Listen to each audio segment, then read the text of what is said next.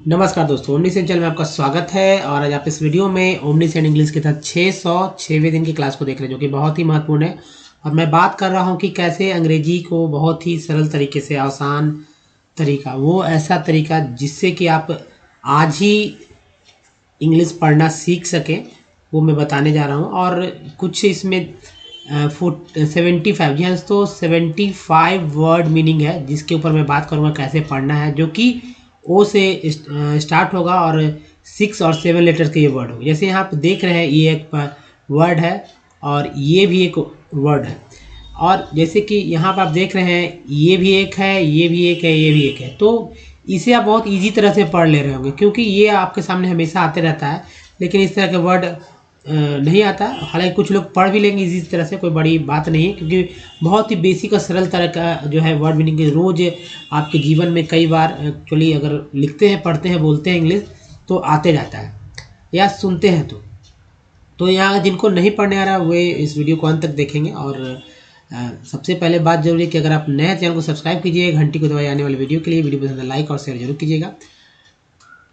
देखिए, हमारा सबसे पहला इम्पोर्टेंट जो टॉपिक होता है, बेसिक बात जो सभी के लिए बहुत ही महत्वपूर्ण है, चाहे वे कहीं से हो, कोई भी लेवल में हो, पढ़े हो, स्कूल गए हो, कॉलेज गए हो, नहीं गए हो, उससे कोई मतलब नहीं है। अल्फ़ाबेट के बारे में जानना। अगर अल्फ़ाबेट के बारे में आपको सब कुछ पता है तो अच्छी बात है। हालांकि सभी लोग जानते हैं कि अल्फ़ाबेट क्या होता है। देखिए, 21 लेटर होता है, तो ये 21 लेटर्स जो है इसे अल्फ़ाबेट बोलते हैं। और इसी के समानांतर जो है हिंदी में, जाहिर सी बात है, इंग्लिश में अल्फ़ाबेट होता है तो हिंदी में वर्णमाला कहा जाता है। वे ऐसा नहीं कि इसका हिंदी है या हिंदी का इस अंग्रेजी है, ऐसा नहीं है। ये दोनों अपने आप में अलग है। देखिए यहाँ ये 26 की बात हो जा रही थी। 26 लेटर होते हैं, ये कॉन्सोनेंट 21 होता है। तो ये जो है 26 अल्फ़ाबेट में, और वर्णमाला में 49 या 50 तक होता है। अगर मैं कुछ लोग से पूछ सकता हूँ, अगर आप कोई बता सकते हैं तो बताइए कि स्वर की संख्या कितनी होती है। तो आप बताइए कि स्वर की संख्या क्या होता है, व्यंजन की संख्या क्या होता है। ये पता चलेगा आपको एक स्लाइड बाद पता चल जाएगा कि क्या होता है। लेकिन अगर कोई जानते हैं तो कमेंट करें यहीं पर। दोस्तों, इसमें जो आप ब्लैक से देख रहे हैं, ए, ई, आई, ओ, यू, ये है। बचपन में तो लोग सभी ऐसे याद करते हैं, अपने फिंगर पे याद करते हैं, ए, ई, आई, ओ, यू, एकदम क्रमशः ऐसे याद कीजिए। कुछ लोग आगे पीछे करके मतलब याद भी नहीं हो पाता है शुरुआत में। लेकिन आप अपने छोटी जो फिंगर है, लिटिल फिंगर से स्टार्ट कीजिए, थंब तक लाइए, या थंब से लेकर लिटिल फिंगर तक लाइए क्रमशः, ठीक है, सीरियल में। तो ए, ई, आई, ओ, यू, ये जो है हमारे इंग्लिश का जो है स्तंभ है, कह सकते हैं पिलर का काम करता है, या कह सकते हैं बेस है। इसके बिना कोई भी वर्ड मीनिंग नहीं बनने वाला है। चाहे आप कहीं से कोई भी वर्ड मीनिंग उठा के देखिए, ये 5 में से कोई ना कोई एक होगा ही। मैक्सिमम हो सकते हैं 5 हो सकते हैं, 2 हो सकते हैं, 3 हो सकते हैं, लेकिन ये होना ही होना है। कभी कभी डबल भी चलते हैं। तो देखिए, वॉवेल जो है, अब इसका ये मतलब नहीं कि वॉवेल का मतलब स्वर होता है, ऐसा नहीं होता है, क्योंकि स्वर अलग है। जैसा कि मैंने बताया कि अल्फ़ाबेट अलग है, वर्णमाला अलग है, दूसरी तरफ वॉवेल्स अलग है, स्वर अलग है। और ये जो ए, आई, ओ, यू है, इसी पे सारे वर्ड मीनिंग डिपेंड करते हैं। कभी कभी क्या होता है वो मैं बताता हूँ, लेकिन बचता है जो 5 के अलावा हमारा 21, यहाँ 21 हो जाएगा कॉन्सोनेंट। जी हाँ दोस्तों, कॉन्सोनेंट। अब कॉन्सोनेंट का मतलब व्यंजन नहीं होता, ये एकदम अलग है। जैसे कि स्वर अलग था, जैसे कि वर्णमाला अलग था। लेकिन अब मान लीजिए इधर सबसे ज़्यादा जो इंग्लिश का प्रसार हुआ है हमारे देश में, तो वो इंग्लैंड के थ्रू हुआ है ना। इंग्लैंड से जो लोग आए, जो इंग्लिशमैन आए, तो इंग्लैंड के थ्रू हुआ है। और इंडिया, इधर देख लिए, हम लोग इंडिया में हिंदी ही बोलते हैं, तो ये है इंडिया। अब इंडिया में वर्णमाला का प्रयोग हो रहा था काफ़ी, मतलब कि काफ़ी समय से, कह सकते हैं जब हिंदी का जब जन्म हुआ और हिंदी जब बोली जा रही थी तब से और वर्णमाला हुआ, वर्णमाला में स्वर व्यंजन हुआ। लेकिन उसी तरह इंग्लिश में अगर कहा, इंग्लैंड में अल्फ़ाबेट उसके 2 पार्ट हो गए थे, वॉवेल और कॉन्सोनेंट। जो कॉन्सोनेंट है वो इस तरह से है। तो अब यहाँ भी देखिएगा कि ये जो है हिंदी वाला सारा पार्ट, इसका ये मतलब नहीं कि इसका एडजेक्ट होता है, सब सामंजस्य बैठाया गया है। सभी जो है, मान लीजिए ये इंग्लैंड वाले भले ही अपना व्यापार के लिए आए, लेकिन जब इन्होंने अपना यहाँ व्यापार के बाद अपना प्रशासनिक कार्य संभाला तो उनको ज़रूरत पड़ा कि भाई हमारी बातों को, उनकी बातों को हम लोग अच्छे तरह से समझ पाएँ, उनकी कार्यशैली को, उनका जो वर्किंग स्टाइल था, उनका जो कम्युनिकेशन था, जो लैंग्वेज था, वह बहुत सारे लोगों ने प्रचार प्रसार किया और ज़्यादा से ज़्यादा लोगों को सिखाने का काम किया, ताकि उनका काम जो है एडमिनिस्ट्रेशन वाला और यानी प्रशासनिक जो कार्य है या ऑफिशियल वर्क जो है वो इजीली हो जाए। तो उन्होंने इस तरह से जो है एक सामंजस्य बैठाया और उस सामंजस्य के बाद जो है इस तरह का एक पैटर्न जो है बनता है हम लोग के सामने। तो ये सब इतिहास की बातें हैं, समझाने के लिए मैं समझा रहा हूँ ताकि समझ में आए। देखिए, बी को ब बोलते हैं, बी को बोलते हैं ब, सी को क और श बोलते हैं, डी को बोलते हैं ड और डी को द भी बोलते हैं। एफ को फ बोलते हैं, जी को ग, जी को ज बोलते हैं, एच को ह, जे को ज, के को क, एल को ला, एम को म, एन को न बोलते हैं, पी को प, क्यू को क्यू, आर को र, एस को स, टी को ट, त और स्पेशल केस में च भी होता है इंग्लिश पढ़ते समय और श भी इसका इस्तेमाल होता है, जिसके जानकारी बहुत ही कम लोगों को है। एक और बात, यहाँ एस को जो है ज भी उच्चारण करते हैं अंग्रेजी में, बहुत मैक्सिमम, ठीक है। स से ज़्यादा तो इंग्लिश में ज का ही इस्तेमाल मुझे लगता है कि हो जाता है। तो ये च श कहाँ होता है ये भी आगे अब चलेंगे देखेंगे। जैसे यहाँ भी मैं बता सकता हूँ, जैसे च से देखिए TUAL से च्वल होता है, TURE को बोलते हैं चर, है ना। TION को बोलते हैं शन, है ना, TION को शन बोलते हैं। TIAL को बोलते हैं शियल। तो ये है जो कि श का उच्चारण कराता है, ये जो है च का उच्चारण करता है। तो हो गया ना इस तरह से च श का। अब देखिए, VW से वह होता है, X का X उच्चारण होता है, Y का Y उच्चारण होता है, Z को Z बोलते हैं। तो ये है। अब आगे बात करते हैं दोस्तों, वॉवेल का उच्चारण क्या क्या होता है। तो वॉवेल का उच्चारण जो है बहुत ध्यानपूर्वक देखेंगे। तो वॉवेल बहुत ही इंपॉर्टेंट है, जैसा कि मैंने बताया कि ये पिलर काम करता है, स्तंभ है, बेस है। तो इसलिए क्योंकि इसके बिना तो कुछ हो ही नहीं रहा। जैसे कि ए एक है, ई है, लेकिन उच्चारण कितने हैं, 4 है। मैक्सिमम आपने टी में सिर्फ देखा था कि भाई टी का उच्चारण जो है 4 तरह से हो रहा था, लेकिन यहाँ तो बाकी 2 से ज़्यादा नहीं, लेकिन यहाँ तो 5 वॉवेल हैं और उच्चारण 4 से 5 तरीके से हो रहा है। जैसे ए का 4 तरह से हो रहा है, ए को अ बोलते हैं, ए को आ बोलते हैं, ए को ए बोलते हैं, ए को ए बोलते हैं। जहाँ भी किसी भी वर्ड मीनिंग में ए आए तो उसका उच्चारण इसी 4 में से एक होगा। अब जैसे ई, ये ई का उच्चारण अ आ ई ए होता है, ये 5 है, 5 में से कोई एक उच्चारण हो जाएगा वॉवेल में। अब देखिए आई है, आई का उच्चारण अ आ ई आई, इस 5 में से कोई एक उच्चारण आई के लिए होगा, चाहे कहीं भी आई दिखे आपको। ओ के लिए, ओ में जो है सो अ आ, देखिए ओ है, आ है, ऊ है, ओ है। इसका ये 5 में से सॉरी 4 में से कोई एक उच्चारण होना ही होना है, इसके अलावा मतलब इसके बाहर तो कुछ होगा ही नहीं। यू में भी वही हाल है, अ आ ऊ यू, इस 4 में से कोई एक उच्चारण पक्का होता है। अब कहीं से कोई वर्ड मीनिंग देखेंगे। डबल ओ से भी ये हालांकि वॉवेल का पार्ट नहीं है, लेकिन फिर भी इस तरह के वर्ड मीनिंग आपको मिलेंगे, इसलिए जरूरी है इसमें कि जिसे अ आ ऊ ओ और ऊ उच्चारण करते हैं।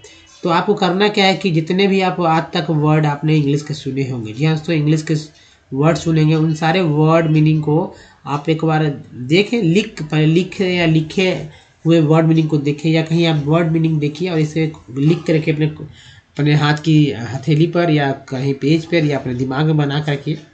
और उसके बाद सोचिए कि क्या जो उच्चारण हो रहा है उसमें से कौन सा उच्चारण हो रहा है। ए का कौन सा उच्चारण होना है, ई का अगर आया है तो कौन सा, आई अगर आया है तो कौन सा, ओ आया है तो कौन सा, यू आया है तो कौन सा। मान लीजिए यहाँ पर हम एक वर्ड लिख लेते हैं, मुझे पता है इसे कि क्या पढ़ते हैं, है ना। आपको पता हो या नहीं पता, तो मुझे पता है कि भाई इसे क्या पढ़ते हैं, हालांकि बहुत बड़ी बात नहीं है। अब इसमें देखिए, यहाँ पर ओ है, यहाँ पर आई है, यहाँ पर ई है, यहाँ भी ई है, 4 है, बाकी कॉन्सोनेंट है। तो यहाँ पर सी ओ पढ़ते हैं हम लोग कॉन्फिडेंस, क्या पढ़ते हैं, कॉन्फिडेंस। तो ओ का उच्चारण यहाँ पर कौन, तो कौन हो गया, कॉन्फिडेंस नहीं, कॉन्फिडेंस। तो ओ का उच्चारण ओ के रूप में हो रहा है। आई का उच्चारण छोटी के रूप में हो रहा है, जो कि लिखेंगे ऐसे लिखते हैं ना, कॉन्फिडेंस, ठीक है, कॉन्फिडेंस, इस तरह से लिखते हैं। तो ये देखिए आई का उच्चारण जो है आई के रूप में हो रहा है यहाँ पर, सॉरी ई के रूप में हो रहा है ये, और ई का उच्चारण जो है वो ए के रूप में हो रहा है, यहाँ पर ए है ए। और बाकी ई जो यहाँ पर लास्ट वाला ई है उसका उच्चारण आ के रूप में हुआ है। तो ये चार 1 2 3 4 वॉवेल था, चारों का उच्चारण 1 2 3 4 इस तरह से हुआ है। चलिए ये तो बात समझ चुके हैं आप, नहीं तो फिर से देखिए वीडियो को। अब वर्णमाला की बात करते हैं। वर्णमाला क्या है? जैसा कि मैंने बताया कि एक नाम है, इसके 2 हिस्से हैं, ठीक है, 2 हिस्से में बांटा गया। अब वर्णमाला की संख्या मैंने बताया था कि चाहे 49 हो या 50 हो। इसमें देखिए स्वर की संख्या क्या होगी। चाहे तो स्वर आप जानते होंगे 12, ये सभी लोग जानते हैं, या 13 या 14। मैक्सिमम लोग जो है 12 यूज़ करते हैं, कुछ ज़्यादा जानते हैं वो 13, जो बहुत जानते हैं वो 14 समझते हैं कि हाँ 14 तक हो सकता है। लेकिन यूज़ जो बेसिकली यूज़ है 12 का ही हो जा रहा है, ठीक है। अब इसमें देखिए अ को क्या बोलते हैं? अ के लिए इंग्लिश जो है, अंग्रेजी का जो लेटर है वॉवेल, हालांकि वॉवेल का मैंने बोला कि समावेश किया गया, तो देखिए समावेश जो है बहुत ही सीमित मात्रा में यहाँ पर है, कुछ एक्स्ट्रा इसमें कॉन्सोनेंट भी आ गए। तो ये ए का उच्चारण अ के रूप में होता है, आ के लिए डबल ए आ, ई के लिए आई, बड़ी के लिए क्या हो डबल ई। अब देखिए ह्रस्व ई बोलते हैं या दीर्घ ई बोलते हैं। ऊ के लिए यू, बड़े यू के लिए डबल ओ, जैसे ह्रस्व ऊ दीर्घ ऊ। इसी तरह री है, री के लिए आर आई, और ये बड़ी है, ये ह्रस्व है दीर्घ है, आर डबल ए री। ए के लिए ए, आई के लिए ए आई, इसे याद कर लीजिए जिनको नहीं आता। ओ के लिए ओ, औ के लिए औ, इसे याद कर लीजिए। अन के लिए एन, और अह के लिए एच। तो ये जो है लोग भूल जाते हैं, अगर क्रमशः इसे याद करना होगा इस तरह से। ये इसलिए जरूरी है कि मान लीजिए कहीं भी क्या होता है, इंग्लिश में बहुत सारे नाम, एड्रेस, कुछ ऐसी बातों को जो है जो कि स्टेटमेंट होता है, उनको बस वैसे ही लिख दिया जाता है। तो अगर आपको नहीं पता होगा तो हिंदी का यूज़ नहीं कर पाएंगे। हिंदी से इंग्लिश जो क्या लिखा जाता है, जैसे नाम होता है, तो कैसे पढ़ेंगे? तो वहाँ पर ये काम आएगा आपका, बहुत जरूरी पढ़ने में। अब देखिए व्यंजन की बात करते हैं, जिसे कॉन्सोनेंट के समतुल्य बताया गया है। अब इजीली है, व्यंजन कॉन्सोनेंट में क्या समानता है और वो मैं बताता हूँ, कहाँ कहाँ आपको मिलता है व्यंजन में। तो मैं सीधा इंग्लिश वाला, देखिए ये जो है ये आपको मिलेगा कॉन्सोनेंट में, ये मिल जाएगा कॉन्सोनेंट में, ये कॉन्सोनेंट मिल रहा है, ये मिल रहा है, ये मिल जाएगा, ये मिलेगा, ये मिलता है, ये मिलता है, और ये मिलता है। इसके अलावा ये यहाँ ये वाला ये, बस इतना ही जो मैंने इसको सर्कल किया मैंने, इतना आपके कॉन्सोनेंट में मिलता है। बाकी जो बचते हैं वो आपको व्यंजन के थ्रू ही याद करने होंगे। व्यंजन जितना पकड़ रहेगा उतना ही आप किसी भी व्यक्ति का नाम, चाहे कोई भी हो, अक्सर लोग देखते हैं कि नाम मोबाइल में किसी का नाम सेट करना होता है इंग्लिश में, तो दिक्कत स्पेलिंग मिस्टेक हो जाती है, पता नहीं चलता है क्या लिखना है, कैसे लिखना है। अब मान लीजिए ये व्यंजन क्या है? व्यंजन अपने आप में एक अधूरा अक्षर है, जिसमें जैसे ये क है, ये पूरा क नहीं, इसमें हलंत लगा रहता है, इसका मतलब होता है कि व्यंजन। अगर हलंत नहीं लगा हुआ इसका मतलब है कि अक्षर जो है पूरा है, कंप्लीट है। अगर हलंत लगा हुआ तो ये यानी कि अधूरा है, आधा है। आधा जैसे क लिखते हैं ना, ये है, सब आधा है। अगर हलंत लगा हुआ है यानी नहीं लगा हुआ है तो कंप्लीट है, लगा हुआ तो आधा समझते हैं। तो ये देखिए सब में मैं लगा देता हूँ यहाँ पर, ताकि क्लियर हो जाए कि ये व्यंजन है। जी हाँ, क्या है? व्यंजन है।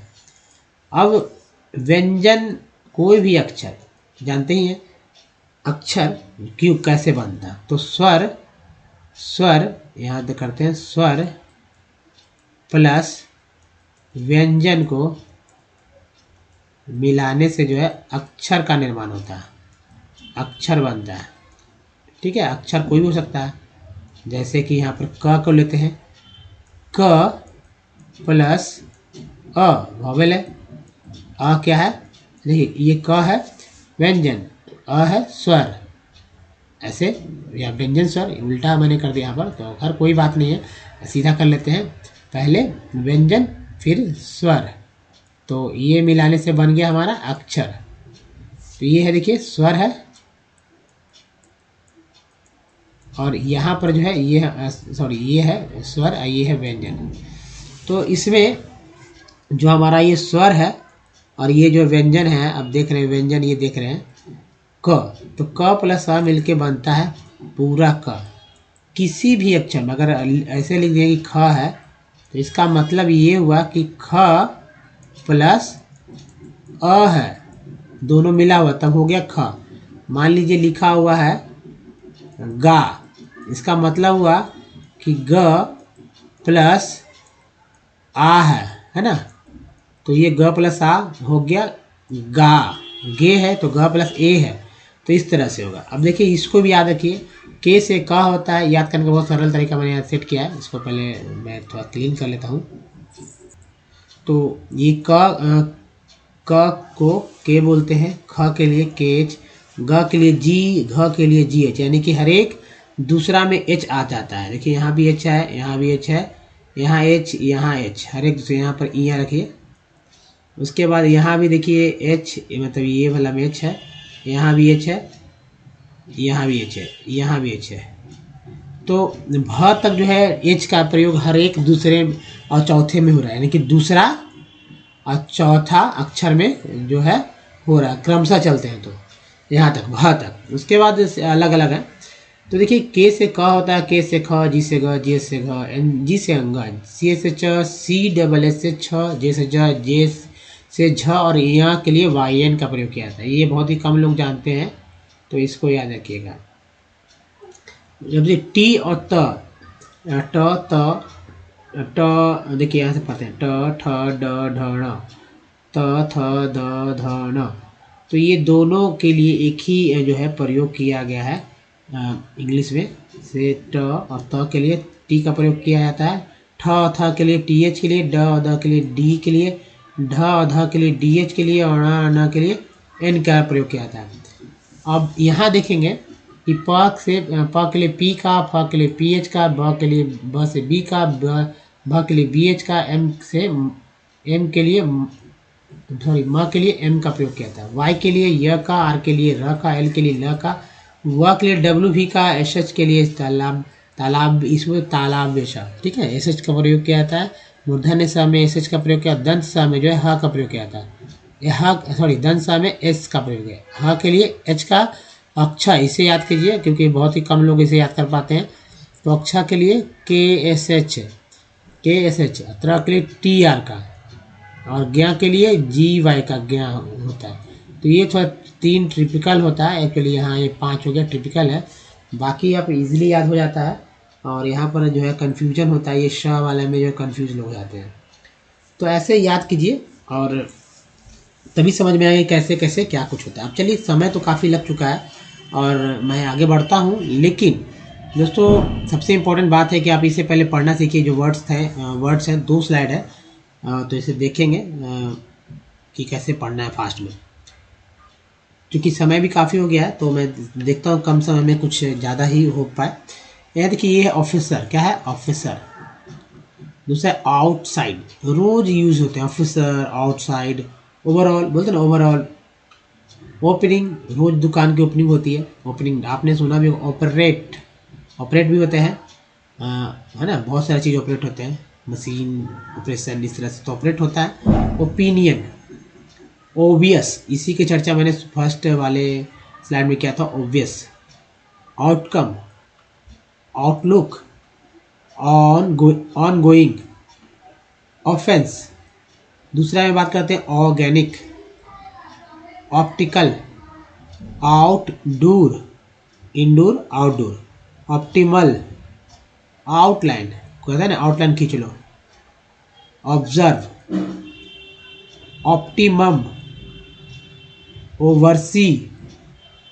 Offline, online, offline. तो देखिए ऑफलाइन, उसके बाद जो है ऑब्सक्योर, ऑब्सक्योर, यहाँ पर र छूट गया तो ये लिख लीजिए। ओवरलैप, ओवरलैप कैसे पढ़ते हुए मैं बताऊंगा। ऑर्डरली, फिर आउटरेज, ये देखिए वन सेल्फ, ठीक है, one self. Outward, occurred, obesity, offence, overdue, onshore, oceanic, ocean होता है ओशियन, उसी में एक जुड़ गया तो ओशियनिक, ओमिनस, ऑर्बिटल और विटल, ओडिसी। तो ये है वर्ड मीनिंग। और दोस्तों अब यहाँ देखें तो इसकी चर्चा जो है होगी, लेकिन अगले वीडियोस में होगी, क्योंकि वीडियोस लंबा हो जा रहा है। ठीक है, तो अगर दोस्तों आपको वीडियो अच्छा लगता है और आप चाहते हैं कि हमारे वीडियो को डे 1 से देखें तो ओमनीसेंट इंग्लिश यूट्यूब पर सर्च में टाइप कीजिए, या गूगल में भी टाइप कर सकते हैं, सर्च कर सकते हैं, जिससे कि आप हमारे वीडियो को डे 1 से देख सकते हैं, जहां आपको रीडिंग, राइटिंग और स्पोकन से रिलेटेड 750 के आसपास जो है वीडियो देखने को मिलेंगे।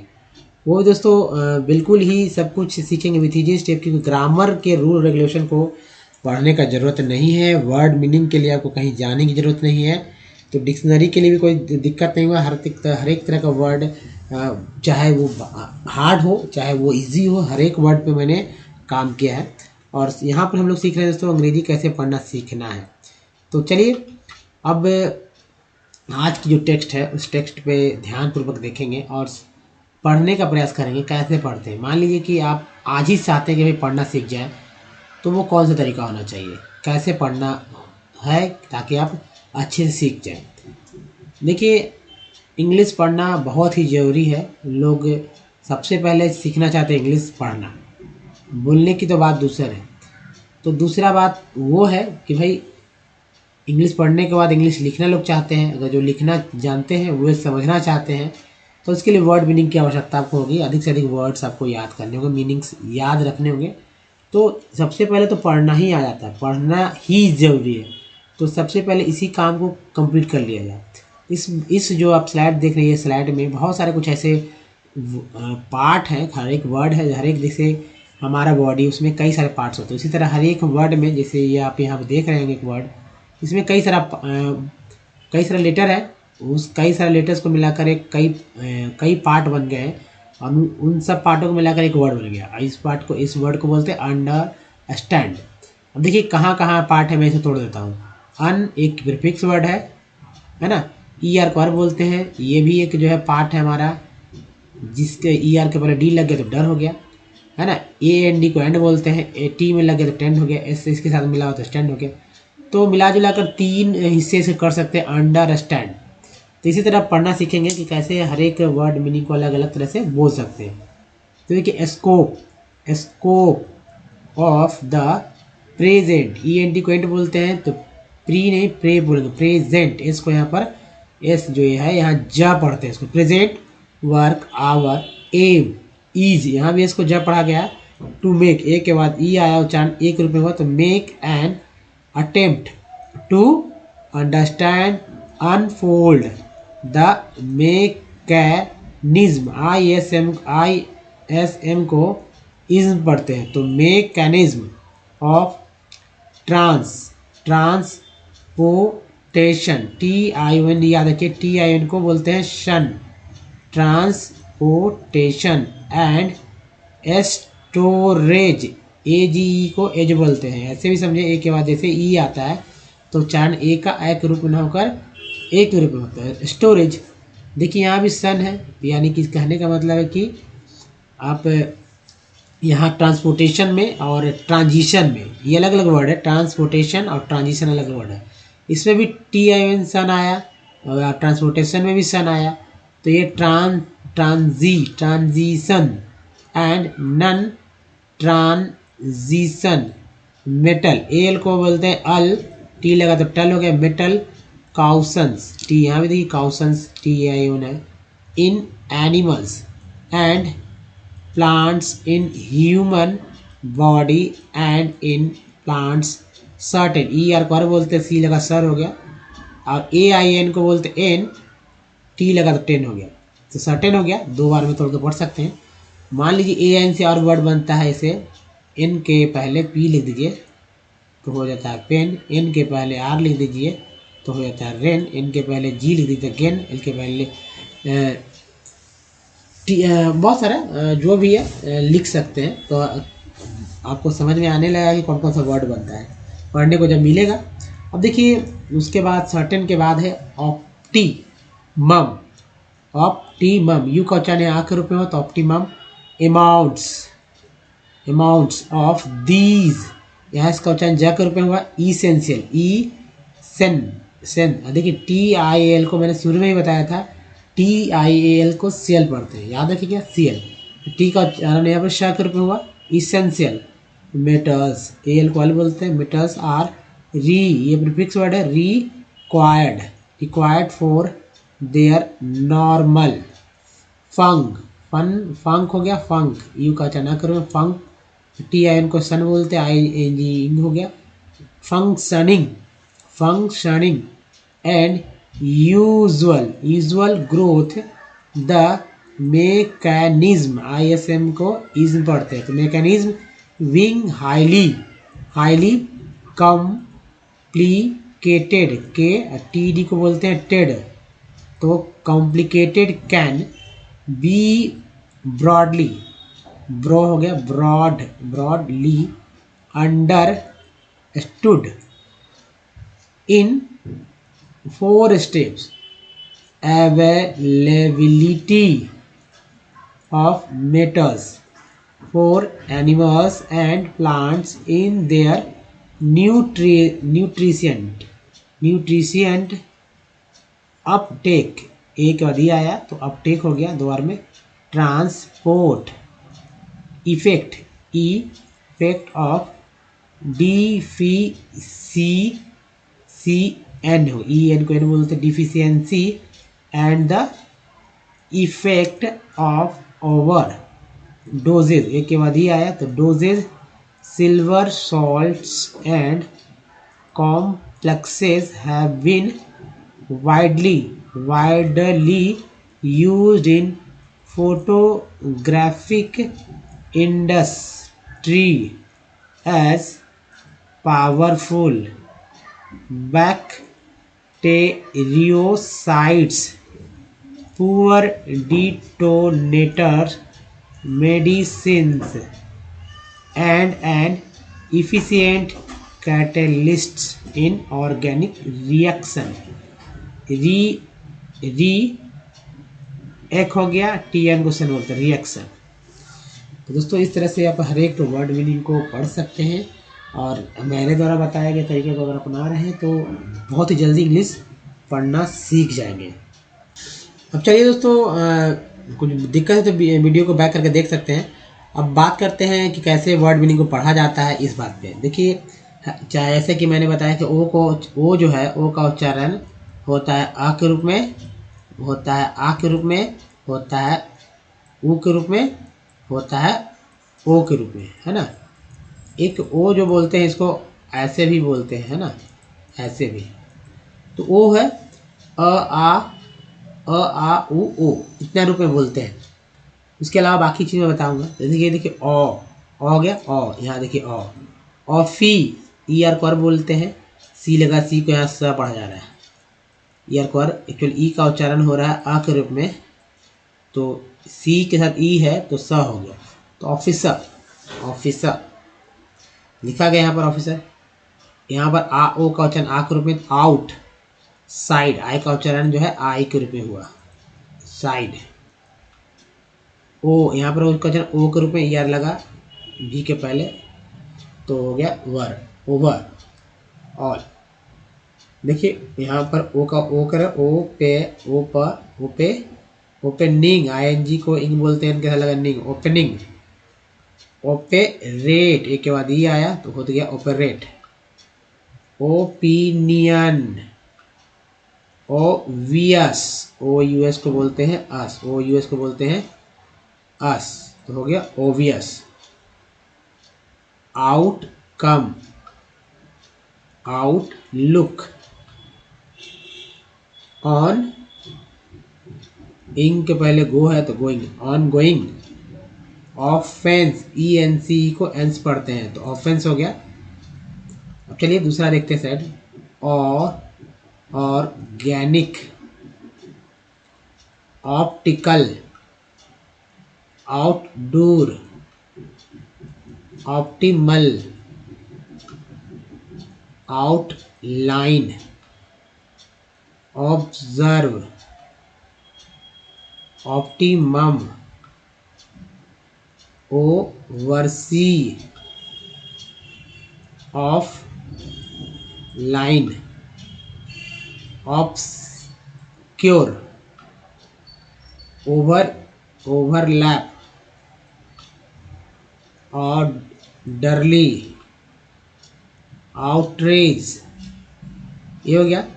चलिए अब एक तीसरा देख लेते हैं। वन सेल्फ, वन होता है वन सेल्फ, आउटवर्ड, दो हिस्सों में तोड़ा, ऑकेड, ओवेसिटी, ईएनसी को एंस पढ़ते हैं तो ऑफेंस, ये कर बोलते भी लगा बार, ओवर ड्यू, ऑनशोर, ओसीए निक, ओमिनस और विटल, ऑडिसी।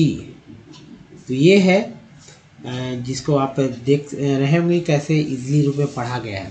चलिए अब दोस्तों, हमेशा आपके दिमाग में ये बात रहना चाहिए वॉवेल के बारे में, तभी आप बिना पार्ट्स के भी याद रख पाएंगे। देखिए जैसे कि कैसे याद करना है, सभी वॉवेल में अ और आ होता है, सभी सॉरी इसके अलावा ई और आई में ई छोटी या बड़ी होता है, ओ यू डबल ओ में ये ऊ होता है। अब देखिए यू को तो यू हम लोग बोलते ही हैं, ओ को बोलते ही हैं, आई का उच्चारण आई करते ही हैं, ई का उच्चारण ई करते ही हैं, ए भी करते हैं, और ए का उच्चारण ए करते हैं, ए भी करते हैं। तो बस जिसे ध्यान रखिए और इसको यूज़ कीजिए। जैसे कुछ पुराने वर्ड मीनिंग ले लीजिए इस तरह से, ताकि आप समझ में आए और ज़्यादा जल्दी प्रैक्टिस हो सके, तभी आप जल्दी से जल्दी पढ़ना सीख सकेंगे। कि कोई भी अनजाना जिसका पहले बार आपने देखा हो कैसे पढ़ेंगे। जैसे देखिए एक कंपनी है, लिखा हुआ है मैंने कंपनी पढ़ते भी हैं, COM है तो ओ का उच्चारण यहाँ पर अ के रूप में हुआ है तो कम, पी का ये है इसका उच्चारण एक रुपये हुआ है तो हो गया प, कंपनी। सॉल्ट में का उच्चारण जो है आ के रूप में हुआ तो हो गया सॉल्ट। उसके बाद जो लेन में है ए, इसका उच्चारण ए का एक रूप में हुआ है, और ई जो है ई का उच्चारण अ के रूप में हुआ, इसलिए लेन कहा गया है। कैप में ए का उच्चारण ए के रूप में हुआ कैप। पर में ई का उच्चारण हुआ है अ के रूप में, आ के रूप में भी होता है, पर में ई का जब उच्चारण होता है। प्रीफिक्स में ई का उच्चारण छोटी ई के रूप में भी होता है, बड़ी ई के रूप में भी होता है। पेन में ई का उच्चारण होता है ए के रूप में। SIR में आई का उच्चारण होता है अ के रूप में। फिग में आई का उच्चारण होता है छोटी के रूप में। टीन में आई का उच्चारण होता है बड़ी के रूप में। प्राइम में आई का उच्चारण होता है आई के रूप में। एसोएंसन में ओ का उच्चारण होता है अ के रूप में। आउट में ओ का उच्चारण होता है आ के रूप में। मून में डबल ओ का उच्चारण होता है बड़ी ओ के रूप में। टोन में ओ का उच्चारण ओ के रूप में। ई का जो उच्चारण है वो अ के रूप में होता है। एसिवेंसन में यू का उच्चारण होता है शन, अ के रूप में। पुट में यू का उच्चारण होता है ऊ के रूप में, जैसे बट पुट है, BUT बट में यू का उच्चारण होता है अ के रूप में। TUNE ट्यून में यू का उच्चारण होता है EU के रूप में, और ई का उच्चारण होता है अ के रूप में, है ना, ट्यून। FLOOD फ्लड में डबल ओ का उच्चारण होता है अ के रूप में। रूम में डबल ओ का उच्चारण होता है बड़ी ओ के रूप में। तो फ्लड में अ के रूप में हुआ उच्चारण, और रूम में बड़ी ओ के रूप में। इसी तरह बहुत सारा वर्ड बनते हैं, जैसे सुन हो गया, है ना, लुक हो गया, ये बड़ी ओ का उच्चारण हो रहा है। टुक हो गया, ये देखिए टुक हो गया, तो बड़ी ओ के रूप में उच्चारण हुआ।